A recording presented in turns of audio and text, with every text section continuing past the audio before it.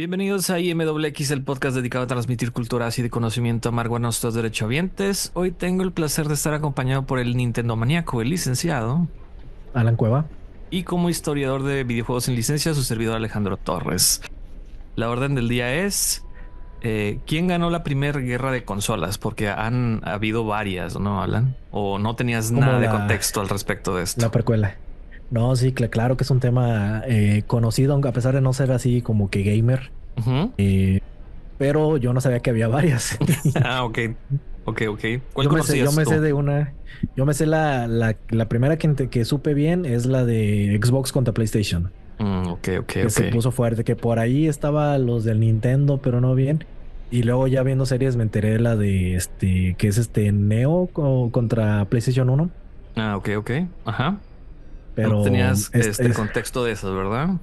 no, no, y antes de eso yo soy muy ignorante de los videojuegos, sobre todo en general y sobre todo los viejitos, pero ya más o menos espero acordarme de algunos. Ok, ok. Sí, aquí vamos a hablar de la prehistoria. O sea, nos vamos a brincar una que técnicamente sí fue, pero no fue porque básicamente hablaba de que todos tenían un punk diferente o diferentes sabores de punk, ¿no? Entonces como que no estaba muy definido. Casi nadie la toma como una guerra como tal, ¿no? Entonces, lo primero que vamos a hacer es definir qué es una consola, en específico una consola de videojuegos. Tomando nota de Wikipedia, dice que es un sistema electrónico de entretenimiento que ejecuta videojuegos contenidos en cartuchos, discos ópticos, discos magnéticos, tarjetas de memoria o en cualquier dispositivo de almacenamiento. Pero aquí vamos a hablar de las que están, las que son como que para tu casa, por decirlo así. Pues es que antes había consolas de todo, ¿no? O sea, tenías tu consola de audio, a lo mejor el carro podía tener una consola, había diferentes tipos de Ujú, consolas, ujú, ¿no? ujú. Sin embargo, en la Primera Guerra es cuando se popularizan y se ponen en el mercado las primeras consolas con cartucho, porque te digo, antes no tenían un cartucho como tal.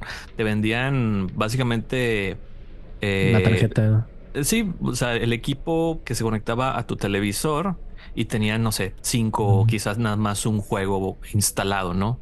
Entonces, Sí, la primera guerra en consolas es cuando ya entra en el tema de los cartuchos que sí tenían juegos o programas computacionales grabados en ellos, ¿no? ya, Y ya. la siguiente definición es que es una guerra de consolas, ¿no? Sí.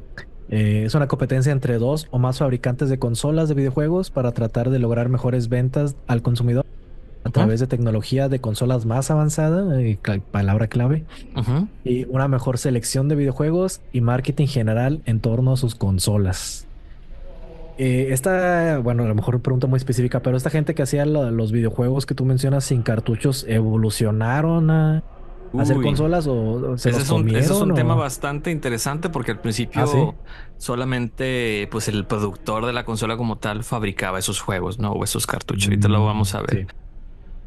Dale la que sigue. Entonces, por ejemplo, aquí vemos una representación gráfica de una guerra de consolas donde un AT&T con la cabeza de un Xbox está atacando a un Switch, está siendo atacado por un PlayStation 4 en forma de láser, ¿no? Eh, Una versión moderna de la guerra. ajá, sí, sí, sí. Y todos nos los imaginamos así, pero a final de cuentas es una guerra de marketing. Eso es lo que viene siendo una guerra de consolas. Una Es guerra de económica, no marketing. más que nada. Sí, una guerra económica de mercados, o sea, bueno, en un mismo mercado con productos y competidores diferentes y viendo quién termina siendo el más popular al término de ese ciclo, porque al inicio como que creían que, o mejor dicho, no estaba como que muy entrevisto el de si tenían un periodo de expiración o no, que conforme estas guerras fueron extinguiéndose, como que marcaron la pauta de cuál es el ciclo natural de una consola. Ujú. Entonces, vamos a la siguiente para ver a qué nos referimos con la primera guerra de consolas. Estamos hablando de la prehistoria de los videojuegos, ¿no? La primera guerra de Uy, consolas fue entre el Atari 2600 y el Intellivision. Si conoces alguno de estos, Alan, no, nunca los has visto en tu vida. el Atari es súper famoso. El Intellivision me suena, pero no. Pero técnicamente sería lo que hubieran jugado nuestros papás de niños. Ujú, exactamente. Bueno, mis papás no creo que tuvieran dinero para eso, pero bueno, si fuéramos estadounidenses, Ujú, ujú. lo que jugaban nuestros papás, pero hace mucho. Pues sí, el Atari es bastante famoso. películas y todo. El Intellivision no me suena, pero parece un teléfono viejito feo. Sí, pues es que apenas se estaba definiendo. Si te fijas aquí, lo más rescatable contra a la actualidad es el tema de que tenía un joystick y un botón, el control del Atari y el control del Intellivision básicamente era un teléfono, ¿no? Porque aquí ni siquiera tenía ni idea de que, bueno, vamos a hacer un videojuego, pero ¿cómo chingados lo controlamos? ¿Y Y, qué estoy viendo aquí? ¿Mattel Electronics? ¿Es de Mattel? ajá, exactamente. Ah, Intellivision es de Mattel y Atari es de Atari ellos mismos, ¿no? Vamos a la que sigue para primero hablar de pero más o menos ¿en qué años estamos hablando de esto? los setentas, desde los setentas hasta 70. principios de los ochentas. Entonces, el Mm. primer contrincante viene siendo el Atari 2600, que este número de 2600 no se le puso al principio. Al principio nada más se llamaba Atari Video Computer System o BCS. Es cuando ni siquiera saben si va a haber más de una versión. Ajá, exacto. No, pues nada más va a haber una. Pero conforme fue evolucionando el mercado, se dieron cuenta de que no podían nada más quedarse atrás. Porque el Atari 2600 salió a la venta en septiembre del 77 por $189 con 95 centavos, que viene siendo una cantidad bastante elevada, más o menos el equivalente a unos $500 de ahora, ¿no? Más o menos, más o Sí, es menos. que casi 200 de aquel entonces sí estaba fuerte. Sí, sí, sí. Entonces, esta cosa tenía gráficas de 128 colores, o sea, en total nada más tenía grabados 128 colores posibles, porque después nos vemos en el tema de que, bueno, cuántos puedes representar al mismo tiempo, ¿no? Ujú. Una resolución de 160 por 192, que yo creo que ya hasta la calculadora más chiquita tiene una mejor resolución que esta cosa. Ujú. 128 bytes de RAM, o sea, una Aún, nada. aún- aún así se ve bien. Pero ahora que menciona lo de los $200, en ese entonces, yo creo que a lo mejor ahorita está normalizado de cierta manera gastar en los hijos, pero en ese entonces no creo, tal vez de ricos, ¿no? O sea, Sí, exactamente. Y de de hecho, una por eso... resortera de $2 a algo de 200, no. ¿Cuándo? Qué bueno que tocas ese punto, porque ¿cómo se llama? El marketing de esa época casi siempre era orientado hacia lo extravagante. O sea, sí, era para o niños ricos o personas con pasatiempos ricos. De hecho, Ujú. los anuncios de los setentas donde te vendían los precursores de esos que te vendían un Pong, casi siempre eran como que con supermodelos y cosas así súper refinadas, ¿no? Porque sí, era demasiado dinero como para gastarlo en un juguete, que básicamente Era era tu, lo que... tu Ferrari y tu Atari. Así es. Vamos a ver. Aquí en pantalla tenemos algunos ejemplos de esos juegos emblemáticos. Quise agarrarlos como que los más reconocidos más o menos de nuestra rango de edad, porque ni siquiera yo lo llegué a jugar con esto. Primero tenemos uno muy conocido que es el Breakout, que es este juego donde tú tienes una plataforma que va rebotando una pelotita contra varios bloques que están arriba. De hecho, sigue habiendo a la fecha versiones de Breakout hasta De para celular iOS. bastantes. Sí, sí, sí. O sea, sigue vigente ese gameplay, ¿no? Y el Atari 2600 fue de los primeritos que tuvo su adaptación para el mercado en casa. Del Después 78 tenemos, este. sí, ese fue en el 78. También popular fue el de Space Invaders, que es obviamente creo que todos mínimo conocemos el nombre y la temática, ¿no? No sé si lo soñé o si estoy en lo correcto, pero tuvo película, ¿no? Space Invaders o nada más fue otra en general de videojuegos. Hace poco salió una de Adam Sandler. Bueno, hace unos 5 o 6 años y creo que tenía el tema de Space Invaders. Ya, Pero entonces si no no, estaba sale en tan mal. Futurama. Ah, sí, cierto. En Futurama un capítulo se trata de esto, ¿no? De que es una emulación de Space Invaders contra los marcianos, ¿no? Y uno que a lo mejor tú sí viste la de Ready Player One, la película.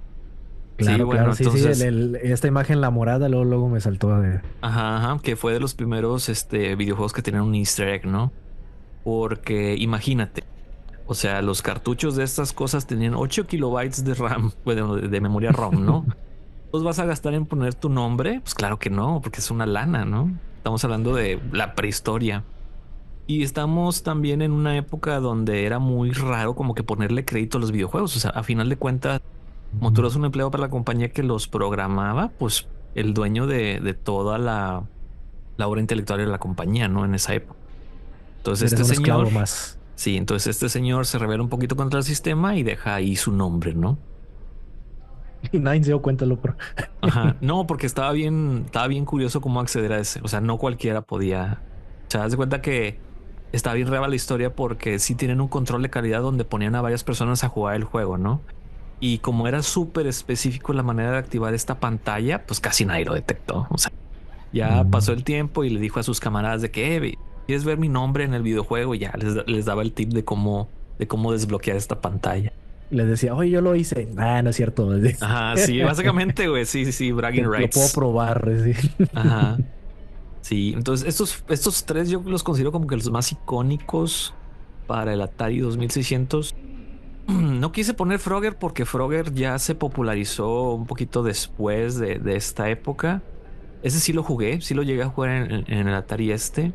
También había un juego que me gustaba mucho de chiquito que era de un tanque, donde básicamente tú eres un tanque, según esto, tenías que pelear contra unas Y que no sabía, nunca supe que fueran esas pinches Y, pero los tenías que disparar con el cañón del tanque.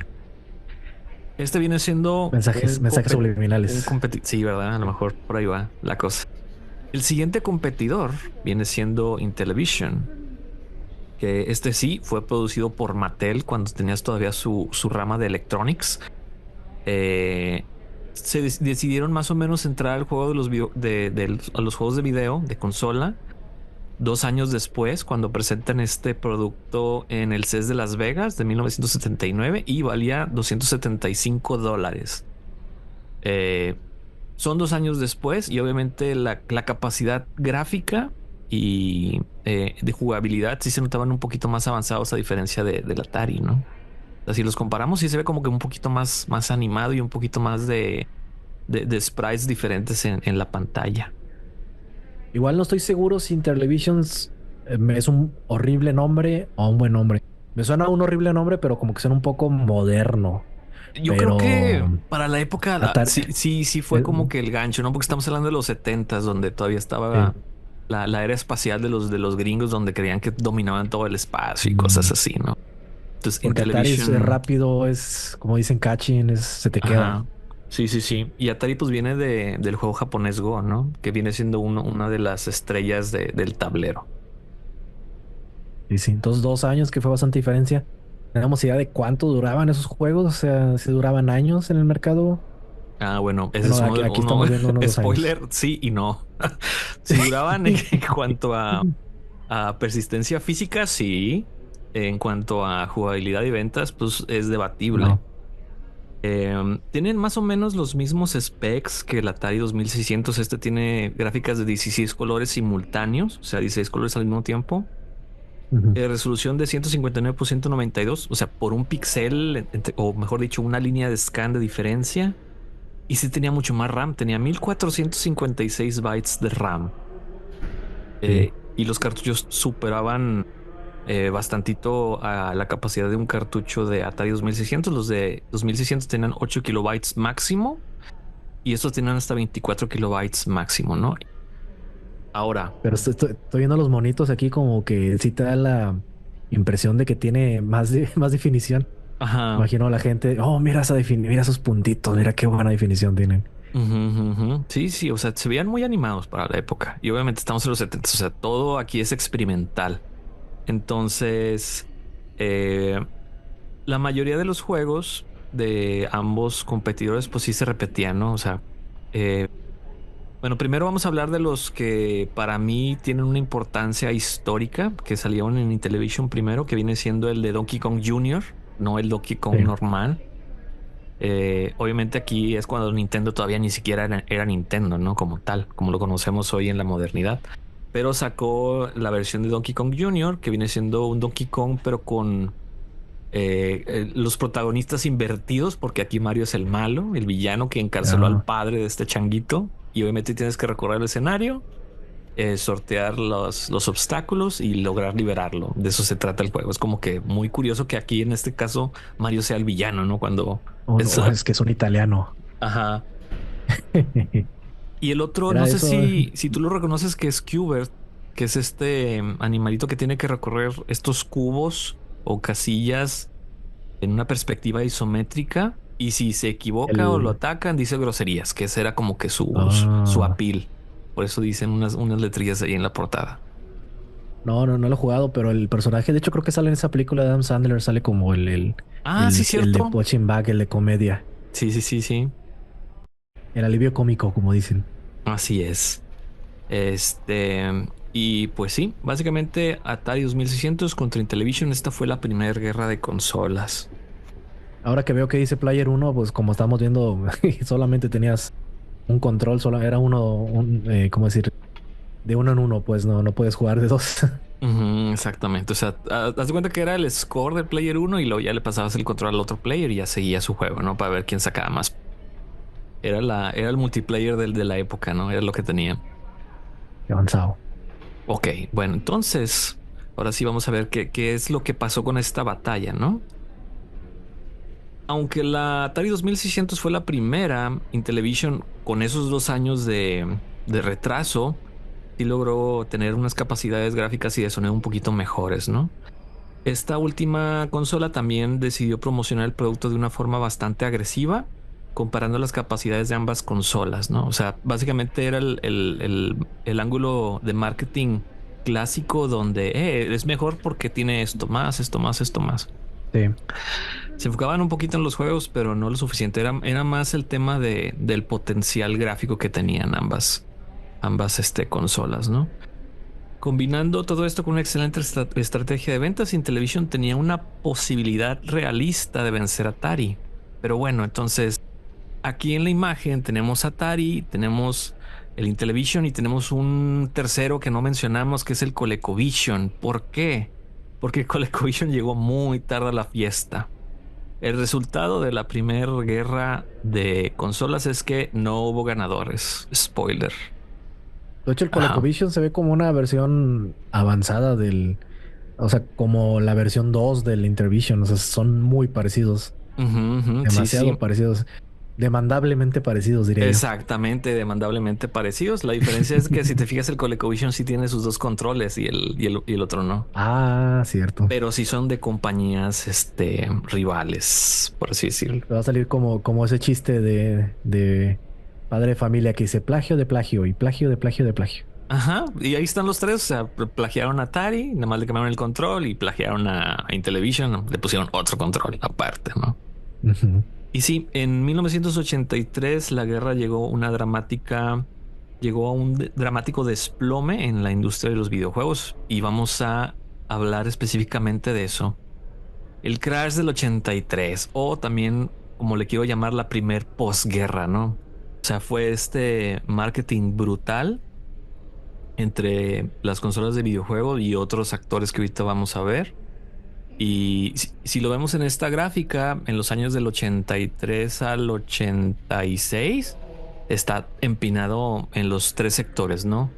El sector del consumidor y el sector de las arcadias y en la suma de estos dos sectores, ¿no? O sea, sí, ahí se ve el hueco que dejó lo que viene siendo la posguerra. O sea, ¿a qué nos referimos con posguerra? Bueno, pues son varios, causas y factores, como lo vamos a ver ahorita. El crash de los videojuegos en Japón se conoció como el Atari Shock, porque principalmente fue, o bueno, quizás es porque se le quiere como que achacar mucha de la responsabilidad al líder del mercado, ¿no? Por ejemplo, aquí en pantalla puse a los tres que no aparecieron por definición en la Primera Guerra, que viene siendo el Magnavox Odyssey, el, el Vertrex de Milton Bradley, que es ese que está vertical, que se ve bien locochón, como una tele al revés, Y tan y el avanzado. ColecoVision que salió pues bastante tarde, creo que salió justo en el 82 o en el 83 cuando ya todo se estaba desplomando, o sea, no le dieron chance de hacer nada al pobre ColecoVision. Aun cuando si tú ves los juegos, si era como que una evolución gráfica un poquito mejor, ¿no? Me da más risa pensar que un niño en los 80, un niño rico en los 80 tenía más tecnología en su cuarto que yo en los 90. Sí, sí, sí. Bueno, O sea, tenía una tele en su cuarto, o sea, sí, prácticamente. exactamente, sí, sí. O si tienes un Vertex, tienes una tele en tu cuarto, entonces sí. Imagínate que este fue como que el primer Game Boy, porque pues no era así que tú digas tan grande y si era medio portátil, por eso tenías esas agarraderas a los lados. Me Entonces, lo voy a llevar a la escuela. Dices. para presumirlo, güey. Sí, sí. Sí. Bueno, entonces, ¿cuál es una de las causas principales? Mercado de consolas inundado. ¿Por qué? Porque ya tenemos a 5 participantes, ¿no? El Odyssey, el Intellivision, el ColecoVision, el Atari 5200, que viene siendo la secuela del 2600, que es ahí donde más o menos como que se justifica el por qué le echan la culpa a Atari, porque los tenían dos consolas compitiendo en el mismo mercado, güey. O sea, Ujú. bajo qué criterios esto tiene como que mucho sentido. Eh, Pero se podrá decir que es como que todos empezaron a plagiar a lo loco al Atari pues o más o son versiones menos, decentes. más o Me menos suena como porque, ese es el Game Station que te vendían de. pues sí, digo, estamos hablando de tecnología muy arcaica o Ujú. muy, o sea, eran como dos, tres chips y listo, ya tienes tu consola de videojuegos, ¿no? O sea, Mm, y yo creo que muchos compartían el mismo proveedor en cuanto a consolas de videojuegos, en cuanto al CPU principal o mínimo alguno que otro componente interno de las consolas, ¿no? sí. Pero el factor es de que pues inundaron el mercado de consolas, porque una cosa es tener 5 consolas, pero luego hay otro factor que viene siendo la pérdida de control de publicación, que es esto que mencionabas de que, oye, ¿y quién hacía los juegos de estas máquinas? Bueno, al principio sí estaba muy cerrado el ambiente en el sentido de que, bueno, yo hago mi máquina y yo hago los juegos para mi máquina. Nadie se puede meter a competir conmigo. Hasta que Activision, no sé si te suena el nombre de Activision, Alan. Sí, pero no creo que creo que por las razones reales. Bueno, Activision sigue medio vivo al día de hoy, aunque creo que técnicamente ya no, porque fue absorbido por Microsoft, creo. Pero bueno, ellos fueron el primer desarrollador third party legítimo. ¿Por qué legítimo? Porque Atari los demandó. Empezaron a sacar juegos para Ah, el Atari 2600, los demandó y llegaron a un acuerdo antes de que se fuera a juicio. Y entonces todos felices y contentos. ujú. Y es aquí cuando Atari se da cuenta de que tener este tipo de aliados comerciales contaba mucho, ¿no? Porque no nada más tenías que tú meterle dinero a tu equipo de desarrollo para sacar juegos nuevos, traer más gente a tu consola. Entonces aquí como que ya se empieza a cauterizar el mercado y y las reglas de competencia en este nuevo mercado, ¿no? Que Sí. vienen siendo las consolas de videojuegos. Eh, y De hecho, cuando ya me suena, creo que Activision está haciendo videojuegos actuales, ¿no? Creo que hizo el de Suicide Squad o algo así. O no me acuerdo dónde lo sí, escuché. sí, creo que sí. Activision Blizzard, cuando ya se juntó con Blizzard, pues hizo WoW, ¿no? El World of Ujú. Warcraft. Y muchos Mm, importantes como creo que Overwatch también es de Activision, creo que sí. ujú. Pero bueno, entonces ellos empezaron así, güey. Primero siendo brutalmente demandados por Atari y luego ya arreglaron sus diferencias y todo siguieron felices y contentos, ¿no? Esas diferencias son ahora o te demandas o haces videojuegos para mí. Sí, sí, una relación bastante extraña, pero a final de cuentas la economía progresó para ambas compañías hasta el momento, ¿no? Pero cuando todos vieron eso, de que, entonces Atari ya no te va a pegar, ya no te va a pegar, ni te va a exhibir, ni te va a demandar por hacer videojuegos para sus consolas, entonces ya se abrió la puerta y muchas otras casas de desarrollo o compañías dedicadas a la producción de juegos, pues ya Ujú. empezaron a sacar sus cosas, ¿no? Aquí es otro de los factores, la pérdida de control de publicación. O sea, nadie estaba regulando el quién sacaba qué para sus consolas. O sea, tú fácilmente, si tienes un ingeniero que le sabía, pues podías hacer tus juegos para cualquier consola de estas, ¿no? Sí Sí. había un arreglo comercial donde tenías que pagarle licencia o regalías, o sea, un porcentaje fijo, pero fuera de ahí, cero control. O sea, tú puedes publicar lo que tú Mm, quieras porque al final de cuentas tú eres el que está arriesgando tu capital, ¿no? Al entrar a este mercado. Como comparativa, en los CES, o sea, el Consumer Electronic Show, que era donde muchas compañías en el ramo de electrónica mostraban sus avances o sus nuevos productos. En el verano del 82 había 17 compañías que hacían juegos para todas estas consolas. Para el 83, o sea, el siguiente año, ya había 100. O sea, el tamaño de compañías que sacaban videojuegos era brutal. En un estimado de que cada una de estas compañías sacaba 5 juegos, pues ya estamos hablando de 500 juegos de la nada, ¿no? sí. Entonces, lo que causó esto fue generar una pérdida de confianza en los consumidores por la gran cantidad de juegos malos o mediocres. Y baja de calidad, sí. Ajá. Entonces todo el mundo veía eso. ¿Por qué? Porque aquí sí había como que plataformas o medios publicados de reviews o mínimo que te dijeran de que mira, este juego está bien, este juego está mal. Todavía Nintendo Manía todavía no estaba. No, todavía no estaba. Había una publicación, Atari bueno, Manía. bueno, había poquitas, muchas locales, pero básicamente era eso. O sea, ¿cómo vas a darle seguimiento a tantos juegos con tan poco personal, ¿no? Porque estábamos viendo Ujú. que el mercado apenas estaba creciendo, apenas se estaba desarrollando.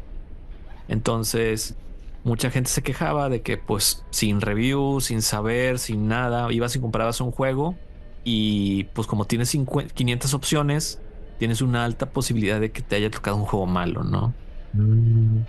Es que ya no es ni que una cosa es que los papás no sepan, pero yo creo que ya ni los niños sabían qué estaban Ahí nadie comprando. sabía nada, güey. O sea, estamos hablando de un mercado virgen. O sea, es el viejo oeste, pero de los videojuegos, ¿no?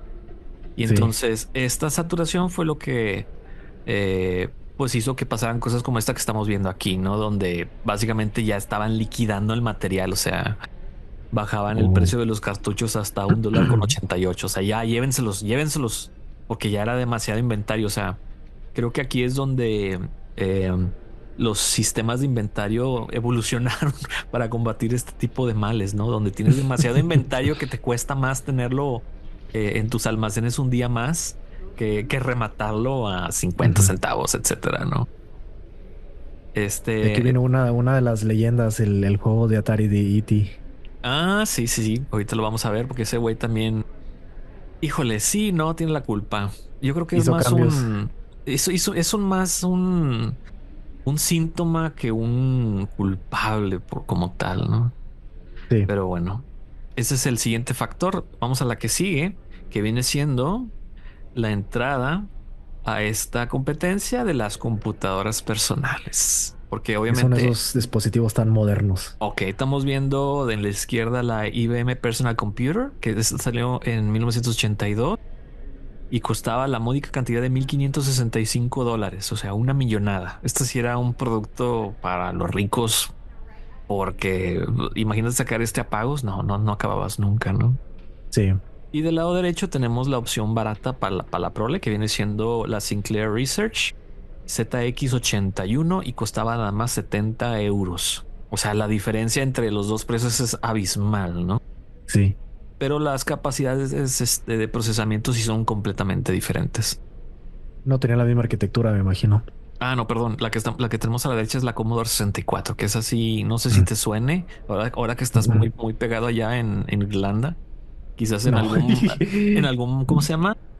Ah, de estos bazares que ponen las personas en alguna venta de garage. No te has llegado a topar una de estas antigüedades? No les he prestado atención. A lo mejor en un museo. Sí, a lo mejor en un museo. Pero bueno, entonces la de IBM sale en 82, la ZX81 creo que también sale en el 82. La Commodore 64 sale en agosto del 82 y este es como que el intermedio porque cuesta $595. Ujú. Entonces, ¿qué genera esto? Eh, básicamente, cuando ya hay opciones, y yo creo que la magia viene siendo el gancho de marketing donde le dices, ok, este dispositivo, aun cuando cuesta unos dólares más que, por ejemplo, las consolas de videojuegos, también te permite hacer la tarea o también te permite hacer las funciones que te hace una máquina de Ah, escribir, ¿no? O sea, ya tiene un uso didáctico que durante esta época fue un gancho bastante poderoso para que se empezaran a mover las primeras computadoras personales. sí. Entonces, eso no los eximen de la guerra brutal entre ellas mismas, porque, por ejemplo, en el 82 también empieza una guerra de precios entre Commodore y Texas Instruments, que Texas Instruments sigue vivo y sigue siendo pues uno de los principales fabricantes de chips y circuitos integrados, ¿no? Pero bueno, Texas Instruments también saca su propia computadora, más o menos a la par de de la Commodore, y empiezan a pelearse por el mercado. Es decir, creo que la Texas Instruments costaba creo que unos $500 y obviamente la Commodore 64 inicia con 595, entonces la Commodore 64 baja su precio a 300. O sea, la agresividad en marketing estaba brutal Y 300 era el precio sugerido porque algunas tiendas la empiezan a rematar en $150. Entonces ya tienes Uy, una computadora que te cuesta $150 cuando las consolas, por ejemplo, la Atari 2600, inicialmente estaba por 189 y la otra estaba por 275. O sea, sí, en más o cuanto menos a igual. precio, ¿cómo puedes competir contra esto, no? Pero la pregunta es, ¿empresas como Activision hacían videojuegos para estas computadoras? Sí, sí, sí, sí, sí, es Ah, correcto. anda. Y porque pues a final de cuentas es una compu, o sea, como tenían Ujú. su floppy disk, pues cualquiera podría hacer sus programas, ¿no? Que viene siendo el equivalente a un juego. Y obviamente, siendo una computadora, había menos restricciones en cuanto al tema de regalías, porque pues una computadora ya podía hacer lo que quieras. Es que si lo pones de ese modo, las cosas no han cambiado nada. No, es que es O sea, todo es un ciclo, como dicen, ¿no? Entonces ahorita se está como que repitiendo este ciclo. Ajá. sí, la otra vez estaba viendo la tienda del Nintendo Switch y hay juegos horribles. De que ahorita que mencionaste está es lo mismo. Y ahorita de que mucha gente, ¿para qué compro la consola si todo corre en la computadora? Pues Mejor, prácticamente está pasando mejor, lo mismo ahora. mejor me compro una PC gamer y pues ya hago mis tareas, Ajá. ya aparte juego. Sí, sí, sí. O sea, lo mismo pasó y yo creo que volverá a pasar, ¿no? Pero bueno, entonces, como se nace esta guerra de precios entre las computadoras mismas, empiezan a salir artículos cuestionando el por qué comprar una consola de videojuegos cuando se puede conseguir una computadora Mm. por un precio similar, ¿no? Que eso es el tercer factor detonante, o sea, donde ya llega o como que se junta o un mercado invade otro mercado, ¿no? O sea, las computadoras Ujú. invadieron el mercado de las consolas de videojuegos para el hogar. Entonces, Artículos pagados por IBM, sospechosamente. ajá, digo, IBM no bajó su precio, le valía queso, ¿no? Porque ellos tenían Ujú. enfocado pues el mercado empresarial, que es otro tema. Eran el Apple de aquellos entonces. Ajá, antes de que Apple sería como Apple. Te vendían la calidad. Ajá, entonces todos estos tres factores empiezan a caer en la consecuencia a tal grado que la palabra juego en las publicaciones se cambiaba frecuentemente por simulación. Es decir, no podía decir que lo que estabas Mm. ofreciendo era un juego. No, no, es una simulación. ¿Para qué, güey? Para que los consumidores se fueran con la finta de que ofrecías algo como que más valioso que un juego que estaba Mm. siendo muy vetado por las masas en general. Sí. Entonces, estos tres factores se unen y encima en septiembre del 83, que es como el evento que más o menos lo marca como que, mira, aquí es donde se fue todo el carajo porque Atari discretamente enterró su exceso de inventario, muy posiblemente de Pac-Man y E.T. el extraterrestre, en un vertedero de Almogordo, Nuevo México. ¿Cuánto, hace un paréntesis, cuánto valdrá uno de esos así nuevo ahorita? No sé, yo creo que es más que nada de valor sentimental Como porque coleccionista. había demasiadas, o sea, imagínate, güey, o sea, había tantos que tuvieron que enterrarlos, que salía más baratos enterrarlos, ¿no? Dañar a la tierra Chale. permanentemente que se quedaran arriba en la superficie. Entonces, como tú mencionabas, pues, específicamente el DT, en el 2014 algunos historiadores de videojuegos obtienen el permiso de excavar esta zona y sí, o sorpresa, encuentran donde están los cartuchos de E.T. el extraterrestre enterrados, ¿no? Ya consumidos por la Tierra. Ahí es donde nos dimos cuenta que en los 80 no existía para nada lo biodegradable. No, no, no. Si te fijas ahí, pues más o menos se mantiene, ¿no? Porque todavía tenían su Iguales. celofán. Sí, sí, sí. O sea, ni siquiera la Tierra se los pudo consumir bien, güey. Vamos a la que sigue, porque otra de las consecuencias es de que Atari sufre una serie de pérdidas monetarias gravísimas que se ve forzada a que Warner Communication la compre en julio del 84. Es ahí Mm. donde obviamente se acaba como que la magia de Atari como un ente independiente. ¿Por qué? Porque Sí. antes era como que muy familiar en el sentido de que el mismo CEO pues era un ingeniero dedicado a los videojuegos, ¿no? Cuando ya te Ya, compra una ya. compañía, meten un CEO que tenía otro perfil que nada que ver con videojuegos, que lo único que se iba a enfocar esta nueva persona era en sacar resultados, sacar ventas y que no perdiera tanto dinero Atari, ¿no? Era como que su primer función. ¿Qué más pasó aquí? Las Arcadias se vieron afectadas también. Esto por los efectos del boom antes y después de las consolas, ¿no? Porque obviamente las consolas, al ser ya un entretenimiento casero, pues les quitan el mercado de las arcadias porque ya no tienes que ir a la arcadia a gastar dinero en moneditas y jugar nada más una breve cantidad de tiempo. Y después porque se quedan con toda esta mala reputación que le generaron, pues la saturación del mercado, la falta de calidad y pues la llegada de las computadoras personales, ¿no? Al tema de las consolas. Y pues difícilmente van a volver a confiar en ti para invertir. Así es, así es. Entonces, viendo algunas gráficas, los ingresos de las arcades caen un 40% y algunas se ven obligadas a cerrar, ¿no? Debido a esta mala fama que consiguieron todos estos factores. Muchas compañías salen del mercado de consolas. Por ejemplo, Mattel no se volvió a acercar hoy por Sí. obvias razones. Milton Bradley con su Vertex también se salió del mercado. De los pocos que sí quedaron fueron la Commodore 64, que medio se supo estabilizar en su propio mercado y apoyado con los pocos third party que se quedaron, como por ejemplo Activision y Electronic Arts, que siguieron haciendo juegos para la Commodore 64, ¿no? Sí. Entonces, después de todo este desmadre, podremos empezar a tocar el tema de la resurrección, ¿no? Que muchos se los atribuyen a los dos factores, ¿no? Que viene siendo que la Commodore 64 siguió viva y persistiendo y sacando la casta como, por así decirlo, una plataforma de videojuegos confiable. Esto porque la Commodore pegó demasiado en Europa, demasiado. Ah, Porque aun cuando estuvo este crash, el hecho de que fuera una computadora y tuviera un precio accesible y periféricos suficientemente amigables y un poquito de software para los consumidores que les permitían hacer sus propios juegos, ahí empieza como que un poquito a surgir el tema del shareware, ¿no? Donde yo hago un programa, te lo presto y si te gustó, pues esperaría que me lo pagues por una cantidad de dinero, ¿no? sí. Y el otro factor fue de que Nintendo tiene su éxito con el Famicom en El Japón NES. y pues Ujú.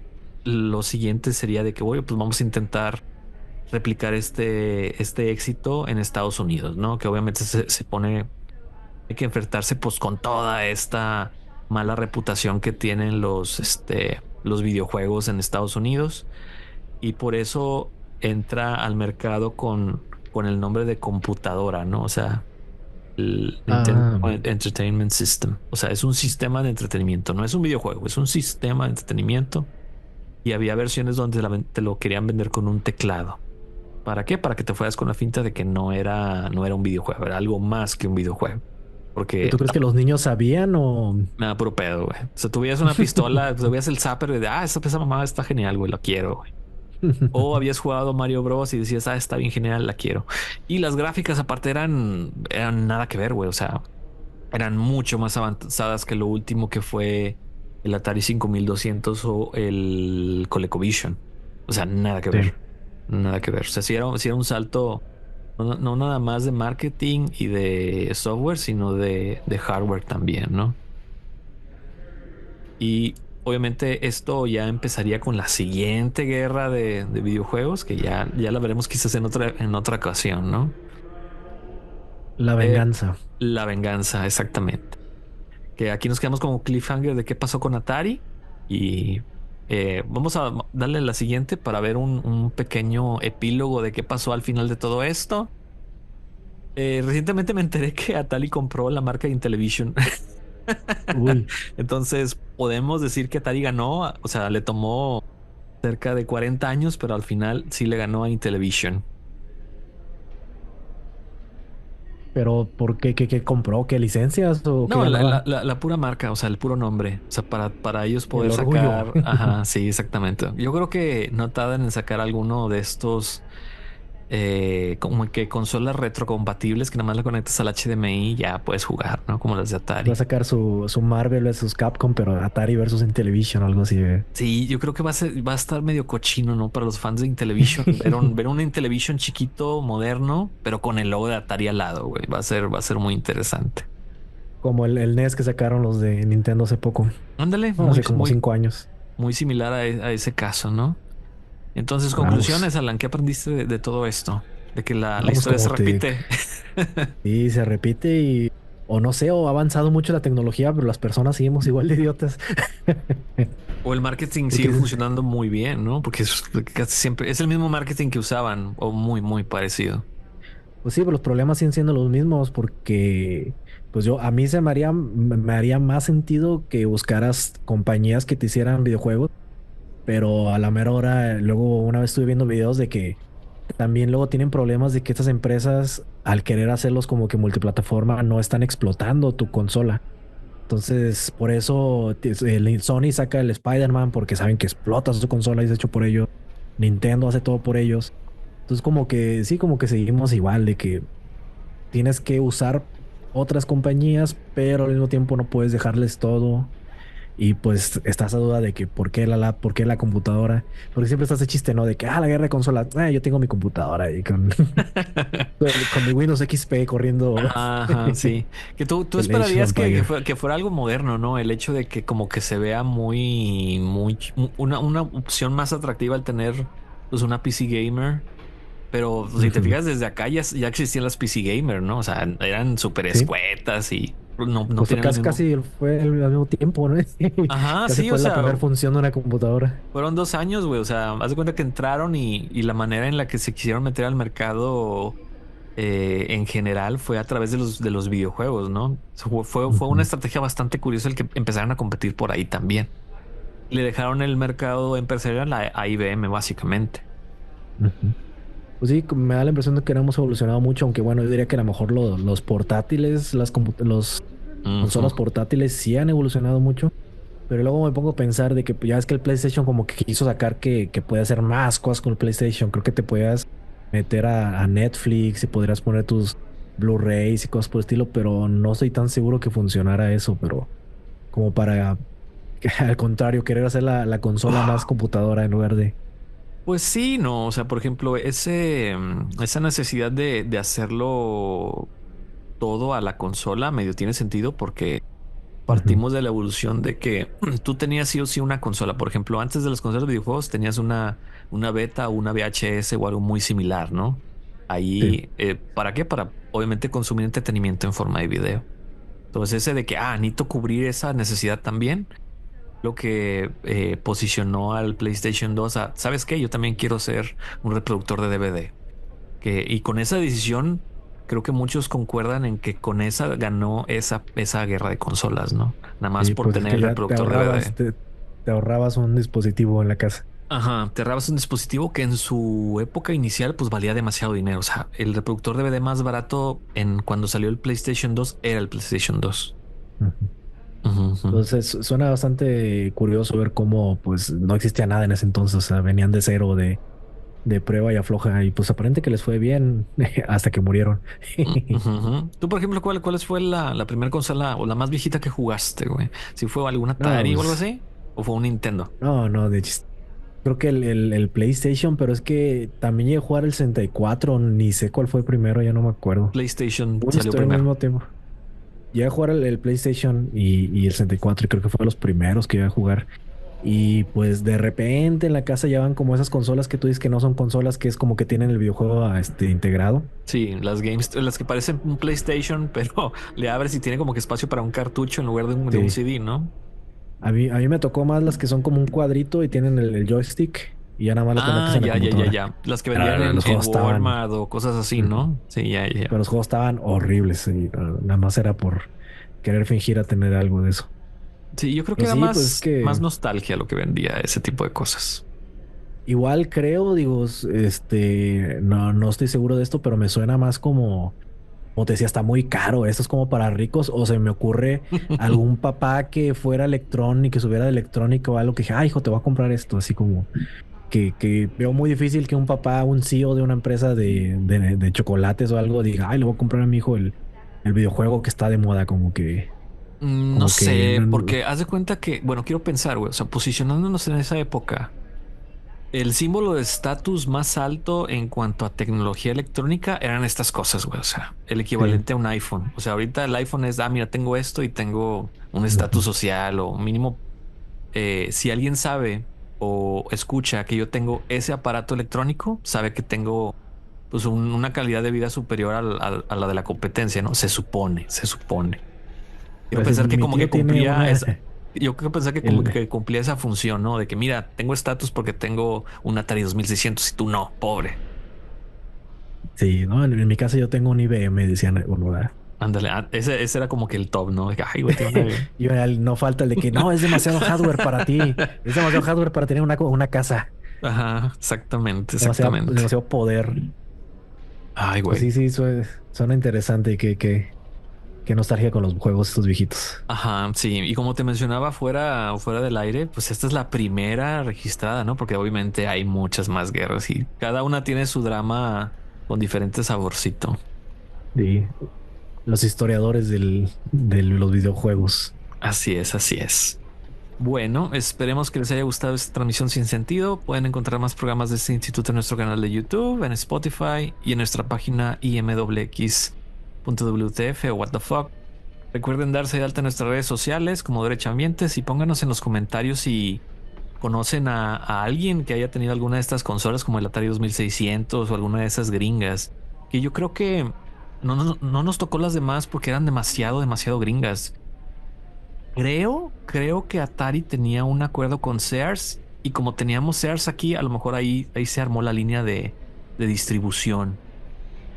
Sí, Porque, con, porque me acuerdo que mi tío tenía el Atari y no sé dónde rayos lo sacó. Entonces quiero pensar que por ahí se coló para de nosotros. contrabando, lo trajo de contrabando de seguro. Aparte de contrabando. Sí, o sea, en esta época, creo que en el de las maquinitas lo damos tantito que en esta época era puro contrabando electrónico porque no teníamos el Tratado de Libre Comercio todavía, ¿no? Sí, Pero bueno, pónganos en los comentarios si extrañan una de estas, ¿cómo se llama? Artefactos de otras épocas o reliquias sagradas de videojuegos.